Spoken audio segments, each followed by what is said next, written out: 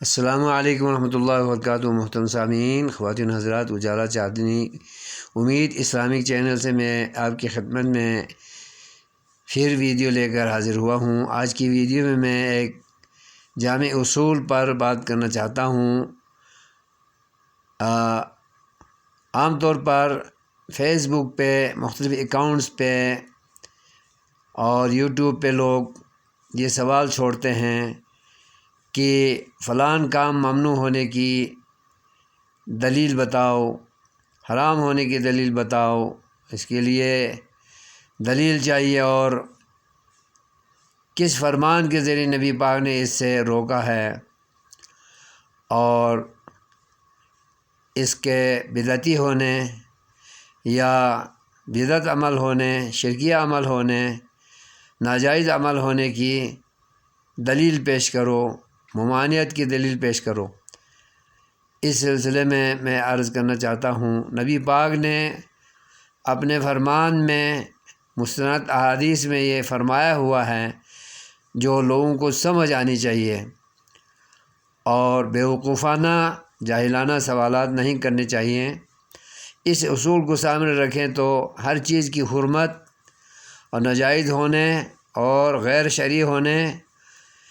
کی دلیل اسی میں موجود ہے۔ ایک جامع اصول موجود ہے، کل عمل لیس علیہ امرنا فہو رد، کہ ہر عمل جس پر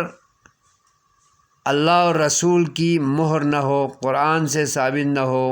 حدیث سے ثابت نہ ہو، چاہے اس بات میں ثابت نہ ہو یا منفی صورت میں ثابت نہ ہو، یعنی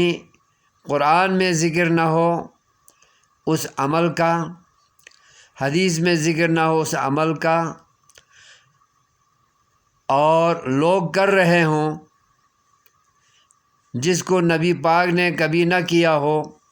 نبی کی مہر نہ ہو، عملی صورت میں،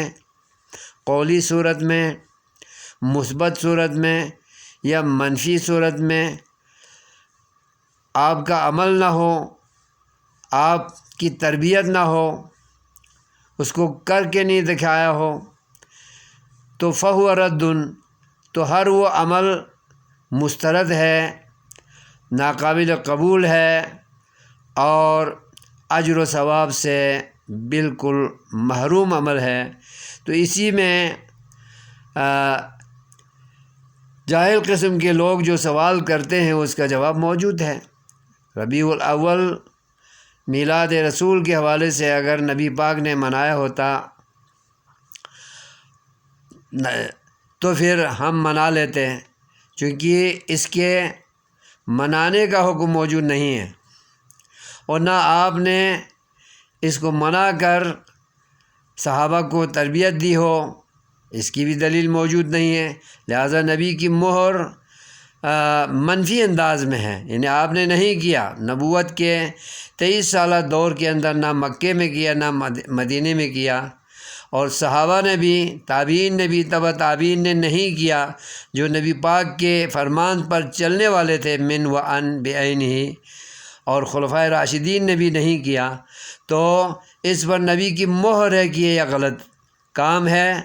اس پر کوئی اجر نہیں ہے۔ یہی دلیل ہے کہ میلاد نبی کوئی ثواب کا کام نہیں ہے۔ البتہ رسول سے اگر محبت کا دم بھرنا چاہتے ہیں تو رسول کی سیرت پہ عمل کریں، رسول کی صورت پہ عمل کریں، رسول کے فرمان پہ عمل کریں، اور کتاب و سنت کے تقاضوں کو پورا کریں، تو پھر یہی نبی پاک کی رسالت کو منانا ہے، نبی پاک کی نبوت کو منانا ہے، اور ماننا ہے اور ایمان لانا ہے۔